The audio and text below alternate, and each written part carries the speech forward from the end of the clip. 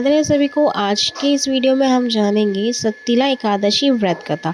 तो शक्तिला एकादशी माह के एकादशी को जो पहली एकादशी होती है उसे शर्तिला एकादशी के नाम से जाना जाता है। मान्यताओं के अनुसार शर्तिला एकादशी का विधि पूर्वक व्रत पूजा अर्चना करने से साधक धन धन्य और समृद्धि की प्राप्ति होती है। जो लोग शर्तिला एकादशी का व्रत करते हैं, कहा जाता है कि उन्हें शर्तिला एकादशी की व्रत कथा तथा उनका पाठ करना चाहिए और व्रत कथा सुननी चाहिए और विधि पूर्वक व्रत का पालन करना चाहिए।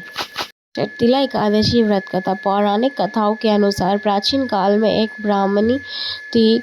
धर्मरायण होने के बाद भी वह हमेशा पूजा व्रत करती थी, लेकिन कभी दान नहीं करती थी और न ही देवी देवताओं और ब्राह्मण को धन और अन्न का दान दिया करती थी। ब्राह्मणी की पूजा और व्रत से जगत पालनहार विष्णु जी प्रसन्न थे। उन्होंने सोचा कि ब्राह्मणी ने पूजा और व्रत से अपना शरीर को शुद्ध कर लिया है, ऐसे में उसे वैकुंठ लोक तो प्राप्त हो जाएगा, लेकिन इसने कभी जीवन में दान नहीं किया, या तो वैकुंठ लोक में इसे का भोजन का क्या होगा। इससे यही सब बातों से श्रीहरि ना बहुत ही सोचने लगे। उसके बाद ब्राह्मणी के पास गए और भिक्षा मांगने लगे। भगवान विष्णु को भिक्षा में साधु को ब्राह्मणी ने भिक्षा में एक मिट्टी का तोल दिया और भगवान ने उसे लेकर वैकुंठ लौट आए। कुछ समय पश्चात ब्राह्मणी का देहांत होने के बाद वह वैकुंठ लोक में आ गई।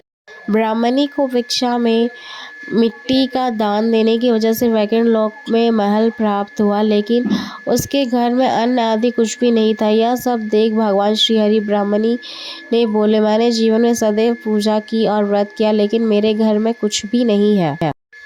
तब भगवान ने उसकी समस्या सुनकर कहा, तुमने वैकुंठ लोक की देवियों से मिलकर शर्तिला एकादशी व्रत का दान का महत्व सुनो, उसका पालन करो, तुम्हारी सारी गलतियां माफ होगी और मनोकामनाएं पूरी होंगी।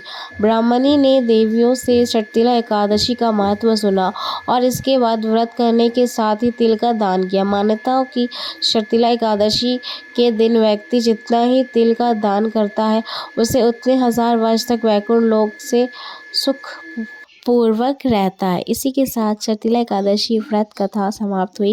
वीडियो पसंद आई तो कमेंट में राधे राधे लिखना नहीं भूलिएगा। राधे राधे सभी को। हरे कृष्णा।